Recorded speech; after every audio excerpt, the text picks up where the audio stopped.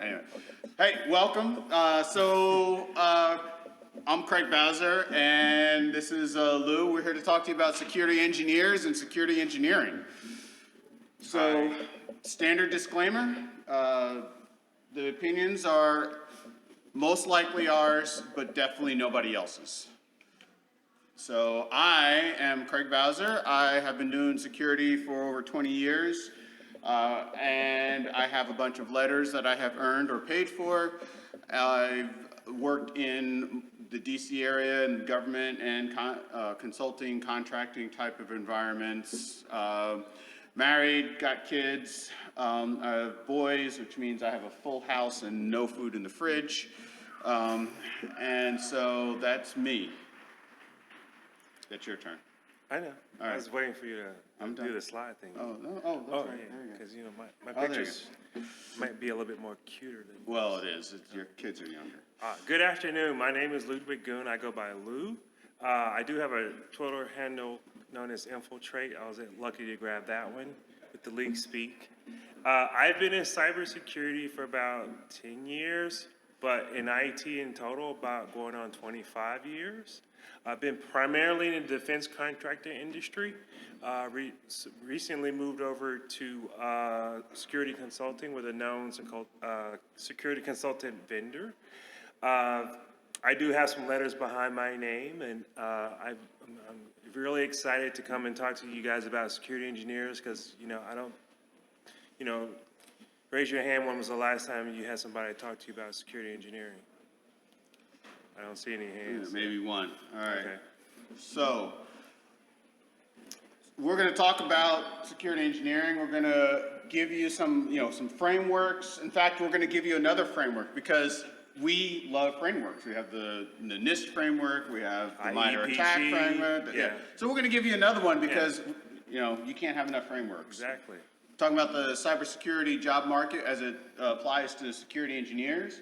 A little bit about education, about how to become one, how to get there, and give you some of the current challenges going forward in the outlook of what security engineering is like. So let's start off with a little bit of baseline. Let's kind of define what a security engineering does. Security engineering. Does anybody know what security engineering does? Does anyone do pure security engineering in here? They consider themselves a security engineer. Anyone? Well, I mean, I do. But I swear to you, this is not one of those drug farmer sales pitches or whatever. But anyway, security engineering is the art and science of designing security controls into your organization, into your infrastructure and things like that. That is what security engineering is in a nutshell. That's true. So a security engineer is someone who does those things, but does those things with the added context of doing it in interactively or interoperating with operations and business, making sure that those two parts of the work environment continue to function. So we're classically, there's been this whole thing, when your mama asks you, what do you do? And you tell her, I'm in IT. That's what it used to be. Yeah. And, so nowadays, we can now say we're security engineers, and that's why we're doing this.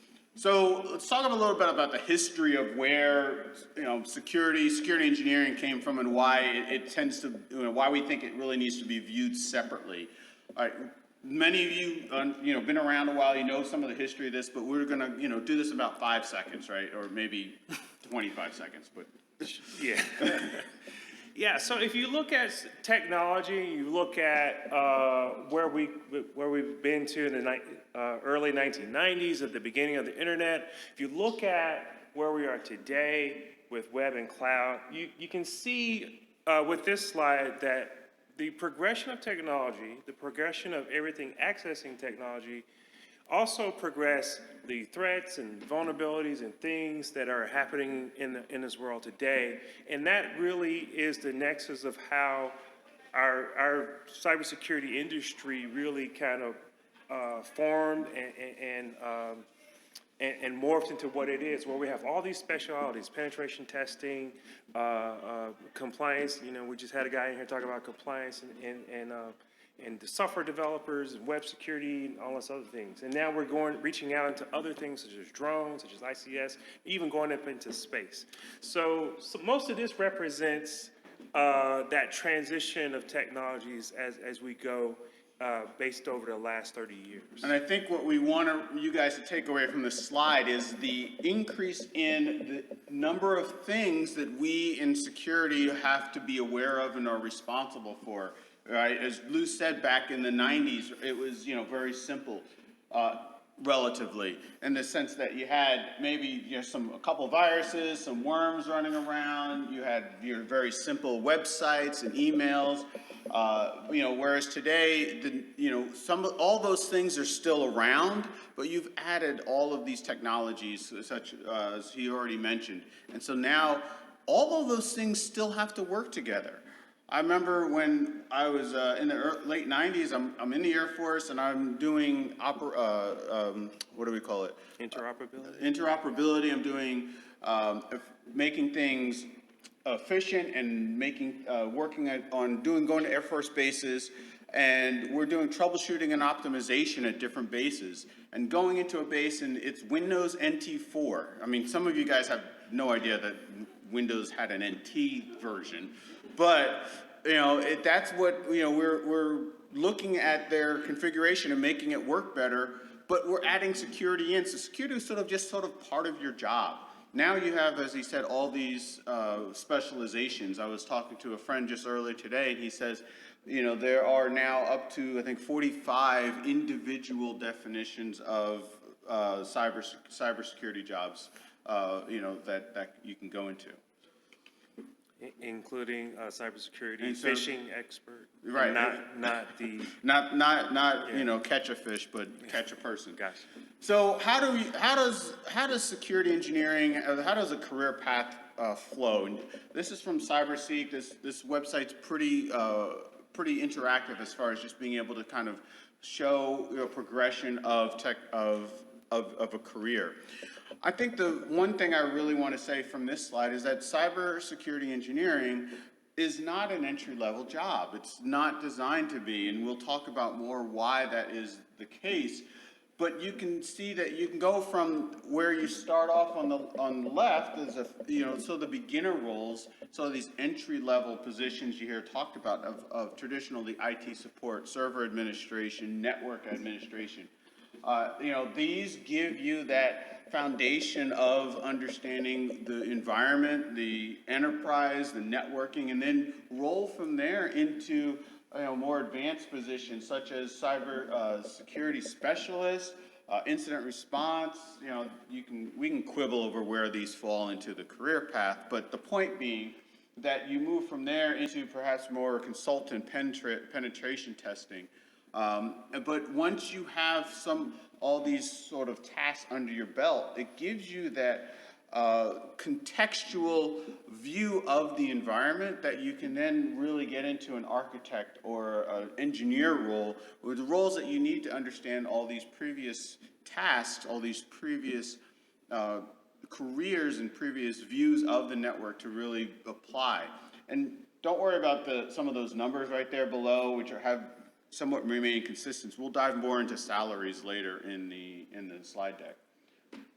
So, where are some of these skills? What are some of these positions that all kind of flow up into being a security engineer? Well, there is sort of the ISSO, ISSE role, and while this may apply more in a regulated industry, these skills still can be used in many commercial or other companies or organizations, because companies still have policies that they need to apply or write, security policies. But, you know, in regulated industries, you have compliance, you have regulations. And as I said, no matter what, you're still writing and enforcing the policies that your management should have. You know, it's still best practice, even if, you know, whether you're a Walmart or a bank, to have, or mom and pop shop, to have, hey, these are the things you should or shouldn't do. So the ISSO role in that sense. Then you have a security architect role. This is the person or the individual that is actually planning out where the organization is going as far as how to do security down the line, how to design a secure network, how to integrate these new technologies, how to be prepared for vulnerabilities and exploits and attacks and new threats coming down the pipe. They should be looking ahead to what should we be doing, how should we be preparing, what should we be budgeting for in 1 to 2 to 3 to 5 years.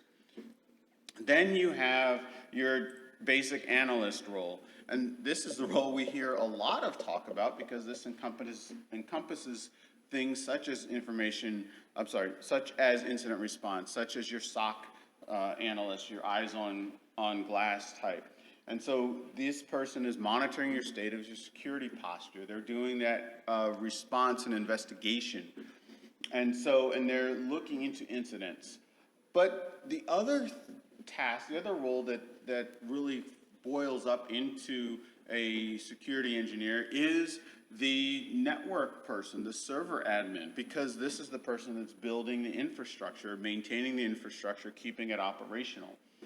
That's making sure that it's accessible to, in this case, we're talking about being able to log on and get to the data, talking about that CIA triad, the accessibility part of it, and making sure that all of the information is able to be reached and delivered to where its destination. And so on top of all of that, that's where the security engineer comes in. That person overlaps all these things where they are implementing the architect plans, they are working with the network engineer, they are ensuring the analysts can do their job, and they are enabling the ISSO to ensure that policy and regulations are complied with.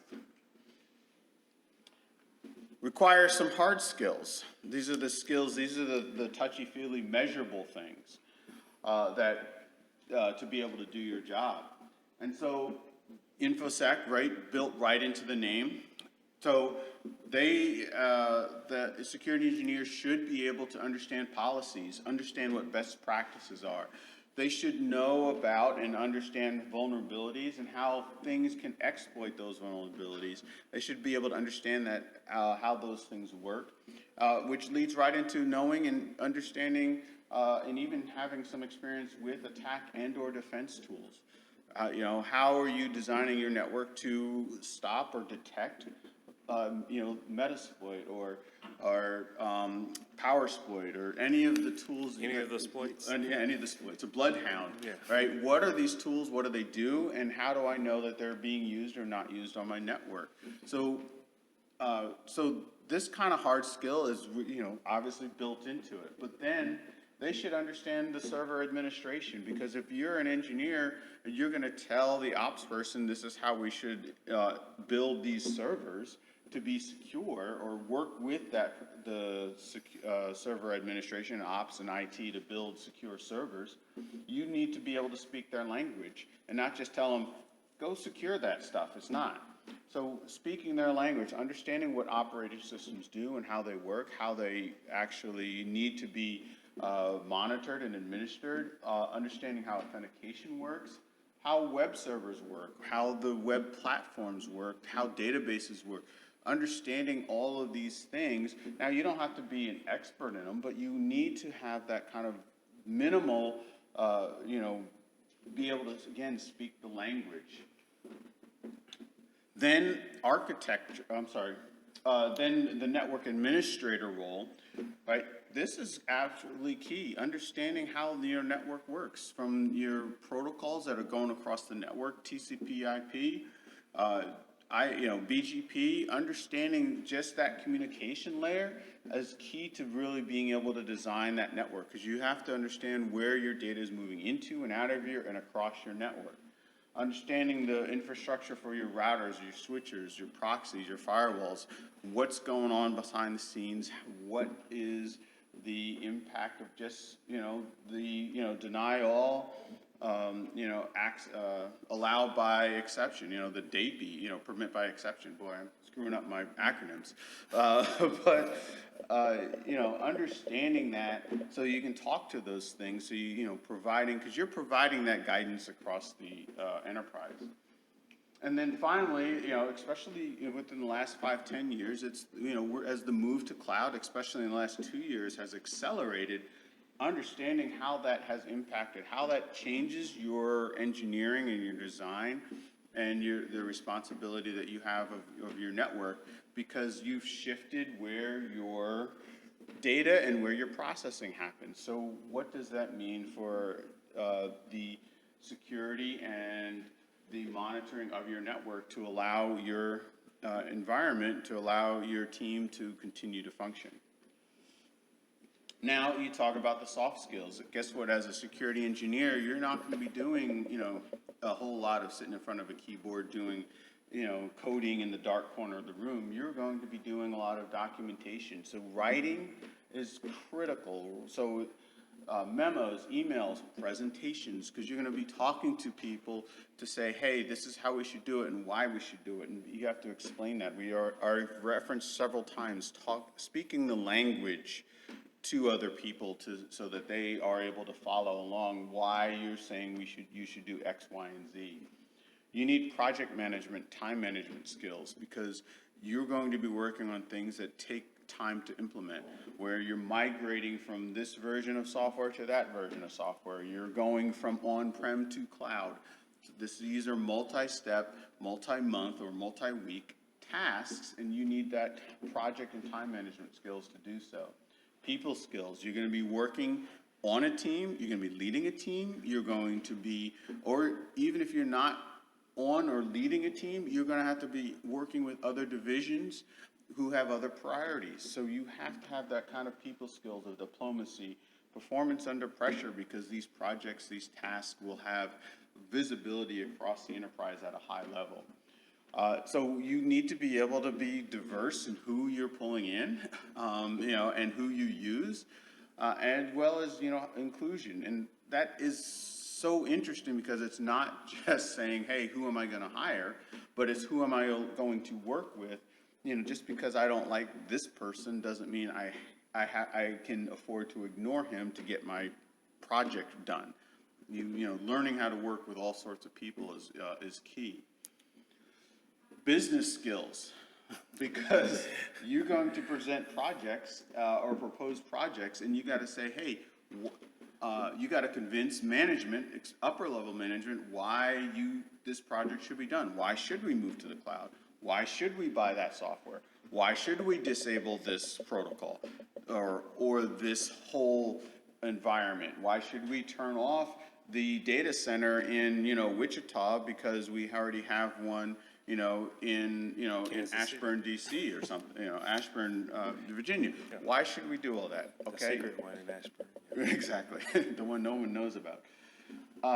So business skills are important to understand. If you're a sales engineer, you're convincing customers, why this is important. And if you're not speaking that sales language, you're not going to be able to make that sale or convince the customer to buy. Problem solving, attention to detail. Security engineer is a problem solver. At the end of the day, that's what they're doing. When ops comes in and says we have a new widget that does, the whatchamacallit, we want to install it, you have to figure out, well, how does that affect the security of my environment, and how do I make sure it doesn't affect it too badly? And then the thing that I think is important for every security person, no matter what career that you're in, is just curiosity and persistence. And so having those key traits just allows you to go, well, how do I get this to work, and trying it and figuring out a way. So how do you get some of these skills? How do you get some of these capabilities?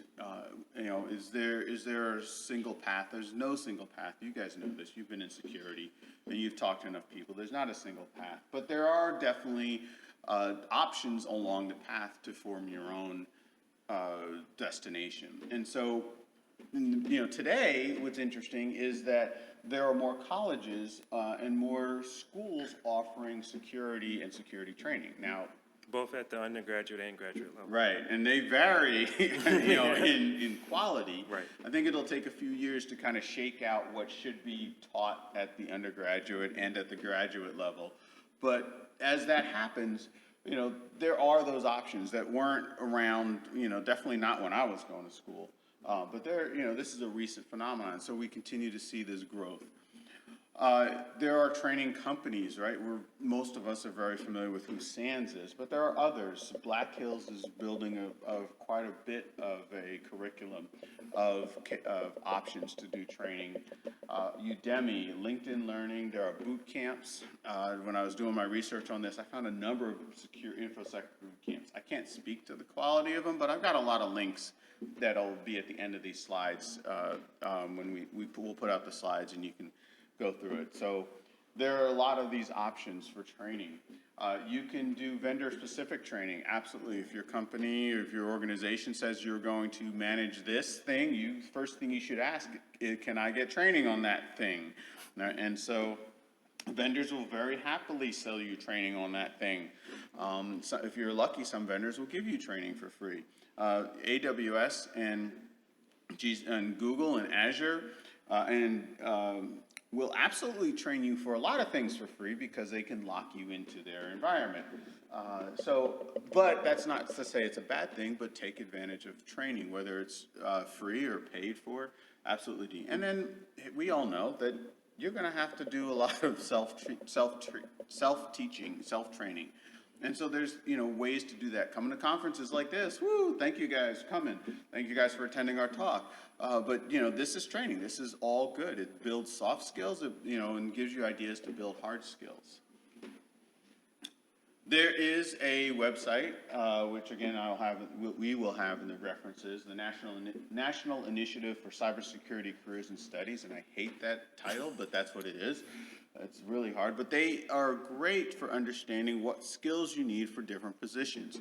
And so if you're applying for a position and you're thinking, well, what do I need to be a system security developer? They have a list of all the KPIs, all the skills that you should have for that.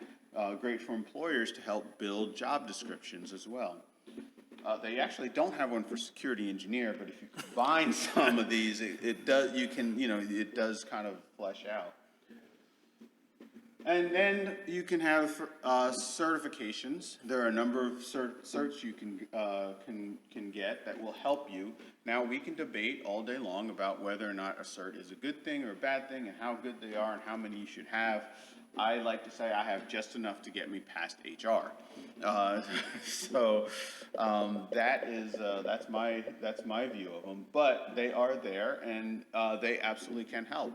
And if nothing else, some of them, they give you, especially at the beginning of your career, will give you some of that foundational training that you can build upon as you continue to grow in your career. So with that, then let's, how does that apply in real life? We're talking, we're talking about, our triad. Yeah, definitely. Introducing the triad. We call it the SOB because we thought that would be really more memorable for you for some of the other things. And what we found out over the career path is that they're basically a category of things that you're going to do that we've done in these areas here. We've supported operations. We've talked to vice presidents and budget people about products and things, and we've been in situations where we're going to have to respond to security incidents and things like that. So we thought that with this triad and with others that that we could have a framework for you if you're wanting to understand security and maybe be able to apply some of those things to that. So under here are details or sub-bullets in each category that we're going to talk about. But essentially, it is something where we think that you should use when you're considering designing or implementing systems and security controls across your organization. So the security part of the triad represents on the function that you need to do or be able to implement for the control. So for instance, if we're looking at products and services to implement into the company, such as antivirus or new IPS, IDS, or next-gen firewalls and things like that, there are a lot of things that you're going to have to understand about those systems. You know, are they compliant? Do they have the latest standards and things like that? The gentleman in the previous talk talked about them being compliant in terms of encryption standards and so on and so forth. So those things that you have to understand.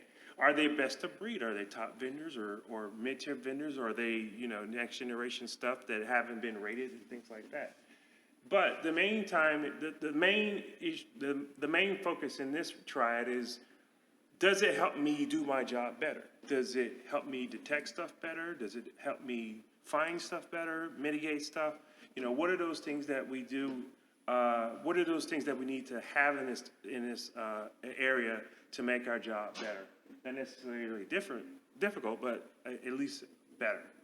So that's main thing, and then we'll have an example that kind of shows everything put together for a specific scenario.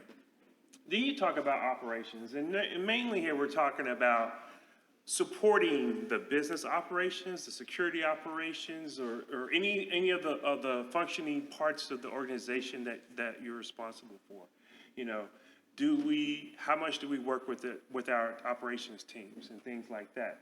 What is the impact to security in the organization? Are we the people that slows things down, speeds things up, blocks this, or you know, or makes things faster and better? Are we no, you can't do that organization, or are we, or are we like, hey, go ahead and we'll see what happens, kind of thing? So we are definitely trying to get away with being the organization of no.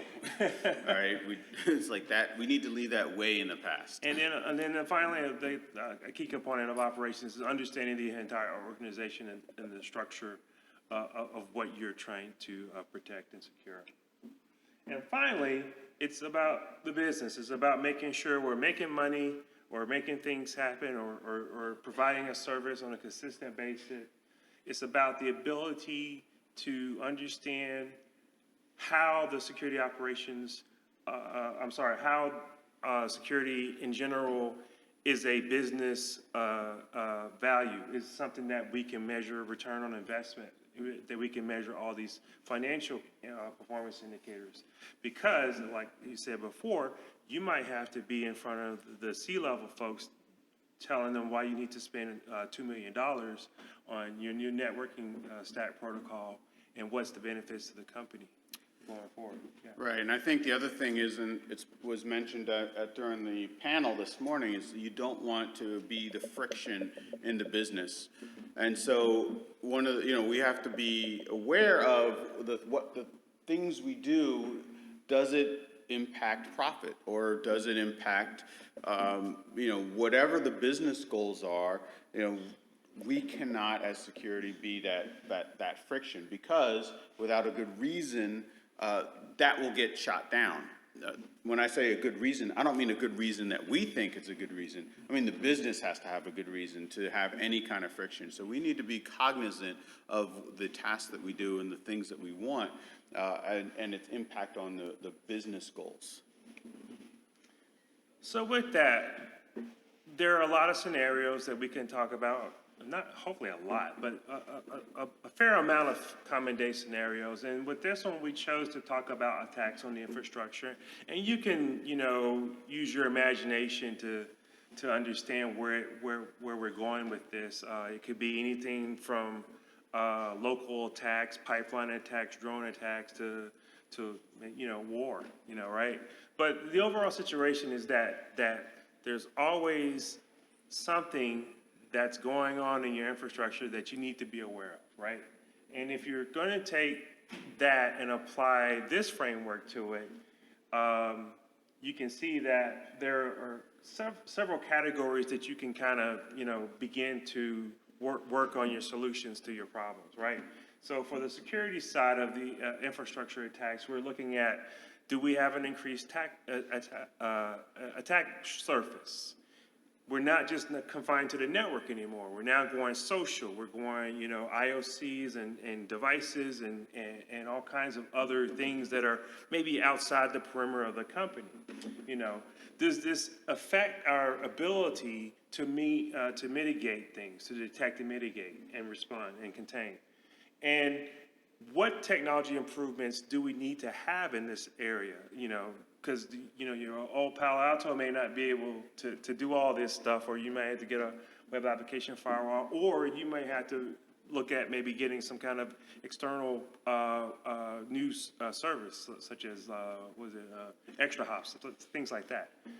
Right. Well, the technology also Yeah. comes into play as you start bringing in, you know, we've talked, you know, for a number of years in the industry about protecting OT. As we start bringing in ICS, you know, you think about water or electricity or, you know, other types of what traditionally was not connected to the internet and suddenly is. And so some of those technology improvements, some of those technologies do not fall under the realm of our normal security tools. Right. So we have to understand how to bring in those new tools and new monitoring capabilities. Exactly. And then what does that mean for your overall organization? How much does this affect your SOC? Does this mean that they're going to have to be doing more work? They're going to have to figure out what's going on quicker? Yes, That's the word. You know, what's the increase in security operations? What is the point to where we're going to have to bring in more teams, right? So that's from an operations perspective, because we may not have expertise in drone attacks, right? So we might have to figure out how to get other teams involved, or maybe even other vendors involved as well. Going back to the vendor thing again, it's dicey, right?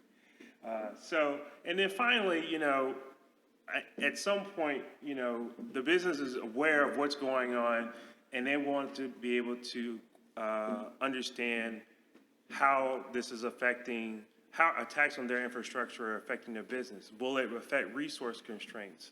Will it affect personnel? Will it affect, you know, them shutting you down? You know, Reputation. Yeah, exactly. If something catastrophic were to happen to something or to a part of your organization. So again, those are the things that when you're looking at attacks on infrastructure from a security engineering perspective, the solutions can become, the approaches to solving the problem can become vast, but if you have a framework, you can kind of hone in on some of the key and major things that you want to work on. So with that, you know, again, a solution may be that we might move our SIM to the cloud so they could be resilient. It could be available 24/7 and be maybe hopefully better protected from infrastructure attacks and things like that. Could be available to anyone who's remote, as opposed to exactly. You know, Exactly. so. Yes. And with operations, you know, we can consider integrating in threat intelligence teams, hunting teams, penetration testing teams to augment our monitoring and evaluation of the attack surface. And then with business, you know, we can definitely focus on ensuring continuity and resilience and making sure that operations stay up and focused. Or we can really fortify return on investments for all these services and things that we're asking our management to invest in. So as a security engineer, like we said before, you know, understanding those things and categorizing those with your solutions to the problem, I think, you know, this triad is representative of something that can help you down with your careers and with what you want to do as a security engineer, and give you a framework of what you need to learn going forward. I think it helps, additionally, really helps frame the decisions that you need to make every day. It helps focus what tasks that you need to do and why you need to do it. It helps you really bring all that concept into a methodology that you can use to talk to your peers, talk to your management, and even talk to your the people that, you know, your employees or your mentees, so that they better understand what they're doing and why they're doing it is important in their daily tasks. And one other thing is that all of these things here in the framework and what we're talking about is really that underlying training of leadership, right? Because you always wonder, like, how do you get to be CEO or vice president or something? And very few technical people become CEOs and vice president because normally you have to understand the business side of an organization. But nowadays, you have the CISO role. You have all these other intermediary C-level roles, and with what we're learning here and our experiences in security engineering, you're really getting to a point where you're training yourself to be a leader or having those experiences and being a leader and hopefully lead the organization further. Yep. So the need for security engineers continues to grow. In Inc.com, in just a few months ago, said this is one of the 3 key areas that organizations need to hire. Not more analysts, yes, more analysts, yes, more incident responders, but they should have a security engineer also as marked as one of the things they need to, that they need to hire. And it's simply, thank you. It's simply because engineers look at the broad spectrum, understanding these 3 pillars, these 3 areas, whether you're using the framework or not, but understanding those 3 areas and understanding the impact across the environment. So, what really struck me was that, so for those of you who are, U.S. based, who are even in and around the federal government, Biden released the Executive Order 14208, and I mean, a quarter of my life in the last year has been taken. Anyone else super impacted by that? Because basically a quarter of my life. If it hasn't, let's just say that the number of security initiatives in this document is redonkulous. That is an official word. So it is quite a bit, anywhere from zero trust to endpoint security to additional logging to multi-factor. All of it is now codified in this executive order that federal agencies, DOD included, need to comply with. So, and he said, hey, if you are not including a security engineer in this initiative, in these initiatives, this will not work. Because you can't just hire a security analyst and then tell them, hey, go figure out how to implement multi-factor authentication across an agency. That's an engineering job. How do I do that? Because that's more than just, what a security analyst traditionally does. And so, yes, that security analyst can become a security engineer, but understand the thing he is doing is not analyst, it's an engineering role. And so that was his point. So you look at, showing the money, right? I am showing the money. Let's show the money. So what are we talking about? Okay, spoiler alert, in case you didn't already see the slide, there are security jobs out there. There's a lot of them. This slide really is just focused on a security engineering. And what we pulled from? We pulled from 2 sites, Dice and Indeed.com. You can see in Indeed there was 11,000 jobs. This is late 2021. Yeah, it's only a couple of months ago. But we did update the Baltimore, Maryland slide recently. There, yeah, we did. So column there. Yeah, trying to be a little bit, focused on this area. Baltimore, Maryland, there's 1,900 security engineering jobs open, as of right now. So they're looking for people to do this gig, right? I understand, there's a ton of them you can pick and choose, but this is a specialty that's, right off the bat is a mid 6-figure job. Yeah, and I was talking with Craig earlier this morning, and I said, we're trying to update this chart. I'm now seeing junior and entry-level cybersecurity engineering jobs offered now. Well, I will say there's junior jobs, but you and I were saying, I don't think there's not an entry-level job. Now, in this sense, because again, this is not an entry. You're not coming out of college and saying, I'm going to be a security engineer. You don't have enough foundational experience to be able to do this. I was, so Jack Resider, guy does Darknet Diaries. If you haven't listened to Darknet Diaries, go listen. That's a great podcast. But Jack Resider just put out a Twitter thread about the 20 things he's learned as a security engineer. And one of them was, talking about the difference between junior and senior security folks. Is that, a junior person may have enough or the same skill knowledge, technical knowledge, thank you, the same technical knowledge as a senior person, but the difference is the senior person knows when and how to apply it and the business and operational impacts of that implementation.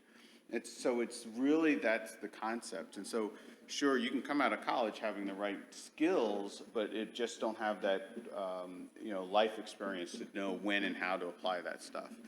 So, but it is interesting, as you said, that you're starting to see those junior things. So,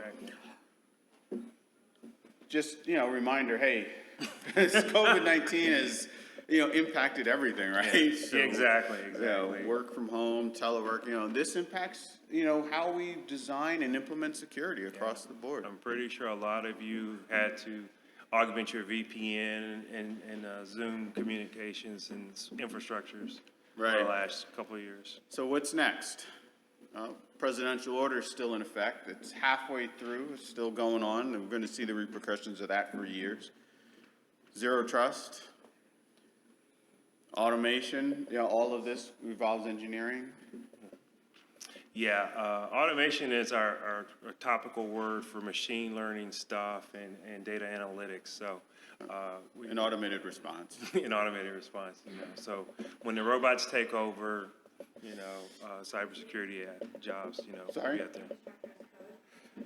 Infrastructure as code, yes, that is something else that's coming. It's very fast. This is, But here's where we disagree. Yeah, blockchain. yeah, that's so true. I don't securing agree. the blockchain and what this is going to affect. These are things that are coming up. These are going to be security avenues that we kind of. he thinks that is. I don't have so much of an opinion, but okay. We put it to you, the audience. Pandemics and has been very obvious in the last couple months. War.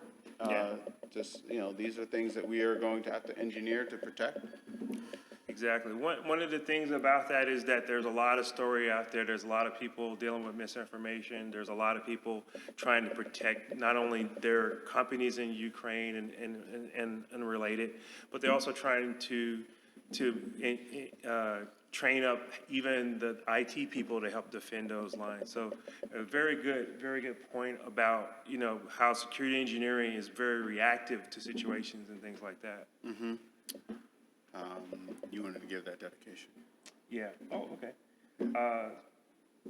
Also, like I said, we had a friend of ours pass away several months ago. Her name was Stephanie Schaefer.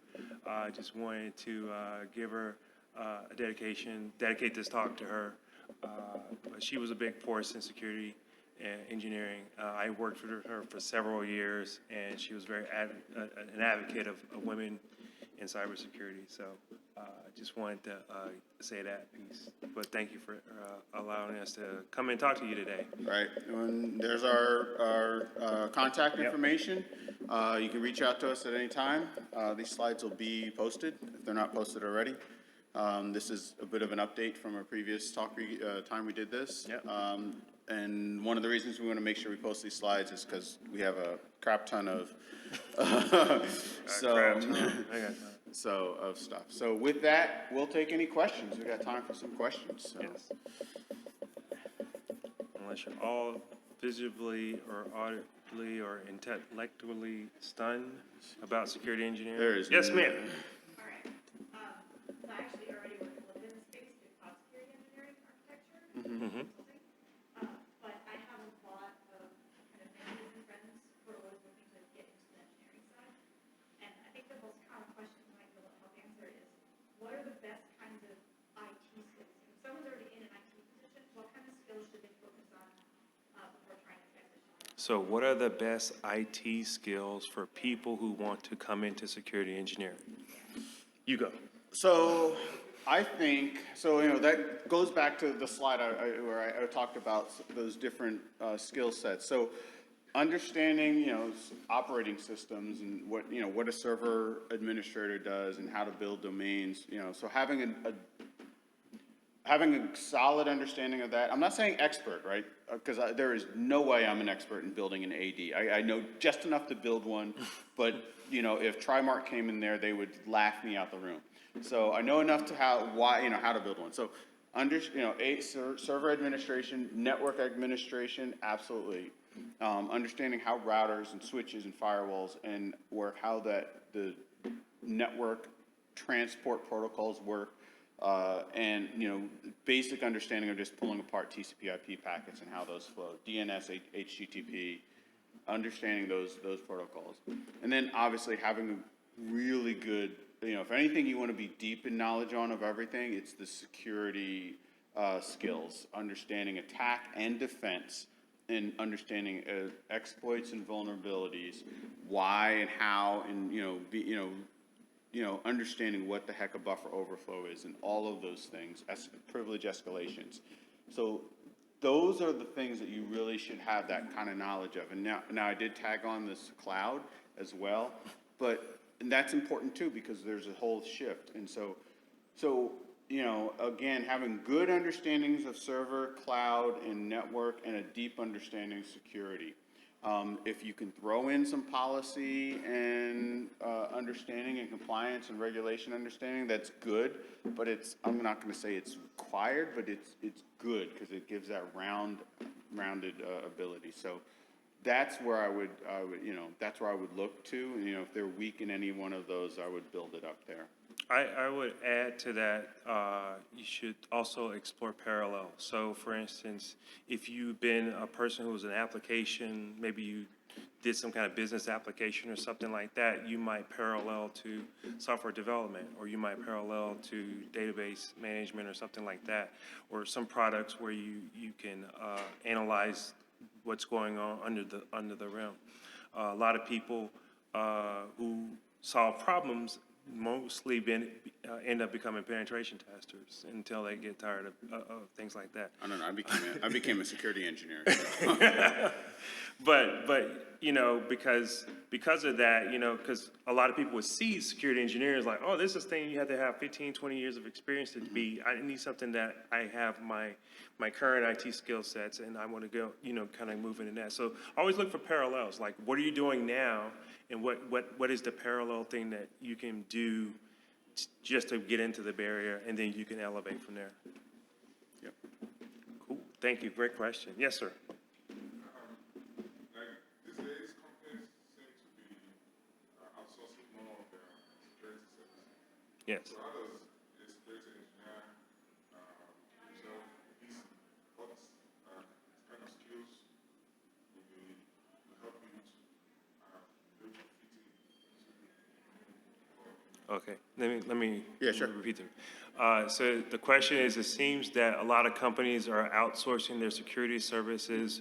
What skills or things can engineers do to keep themselves busy, or I would say, paraphrase to say, employed or more valuable to the company? Mm-hmm. Right. Good question. Good question. So first of all, it's hard to outsource security engineering because that part needs a deep understanding of the actual environment that's being engineered. And I see this because what sometimes happens as a consultant, my company is called and said, hey, we want to implement X. And I have to ask a lot of questions just to try and get even make a decent recommendation. And even then, 90% of the time, they're like, oh, that won't work because, such and such in, accounting does this that way. Well, I didn't know that. I can't project that. I'm outside the company. So it's really hard to outsource that. Having said that, the skills still apply, but the skill that you have to then grow in, especially if you're going to stay in security engineering, is because you can go to these consulting companies, is you have to grow in the ability in some of the people skills and learning how to ask the right questions and then interpret the answers to be able to develop appropriate solutions.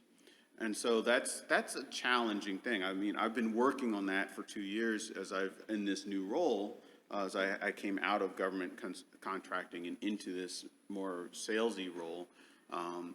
And so that's a very different skill that's a people skill that I've had to develop, of saying, okay, well, what about this? And what do you do here? And how does this work? And getting the right answers, and then working with, well, all right, who can I talk to that has that information, and when can you get back to me on that? So, but that's how you kind of build it, because if you're not doing security engineering internal for your own organization, you can do it external as a consultant. And I would add to that you will probably expand on what you do for your company going forward. So for instance, not all things security engineering have to be in security engineering. You could have stuff that go into legal or the PA person, or you might have to go to operations and help solve problems there. So showing that you can solve problems in other areas of the company that may not be security would be a great asset for you to continue to work there or work, gain the skills that you need to move up in the company. Yep. Yes, sir. Yeah, sure.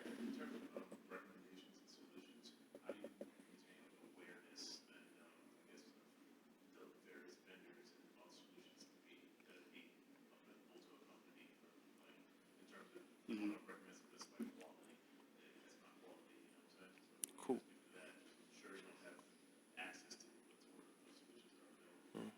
So the question is, how do you maintain awareness of solutions and things like that for when you want to recommend those to your company, basically?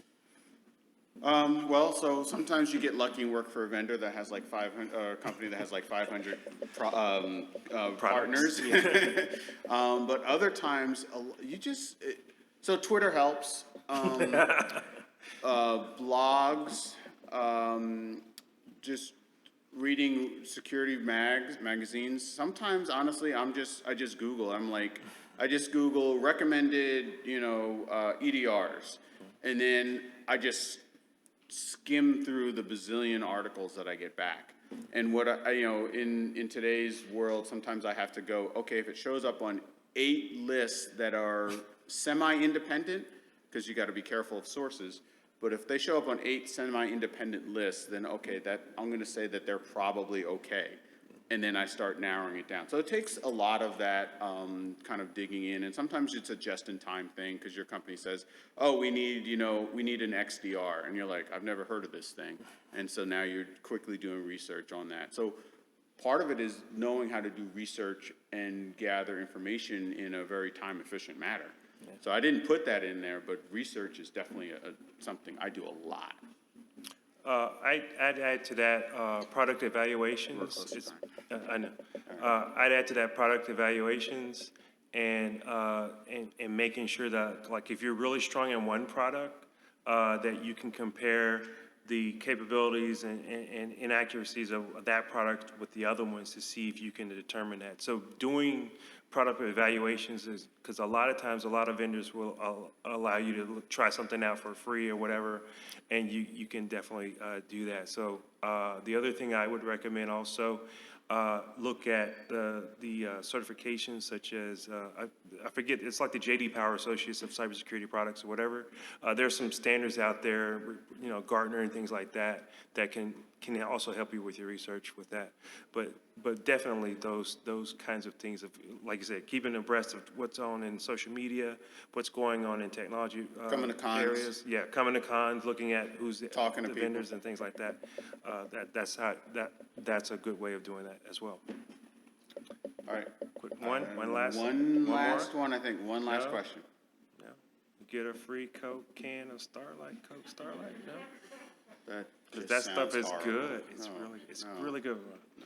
Well, awesome. Well, thank you Thank you. again. Thank you for enduring 58 minutes of talk. Yeah. Thank you. Are you the one I bought the Coke can for? Yes. And they were given to us by Heidi. I'm like, I am so stoked. That better be on the recording. When I finally found those, I was like, oh, thank God. Where's my mouse? Limited edition. Yeah, we could get the Coke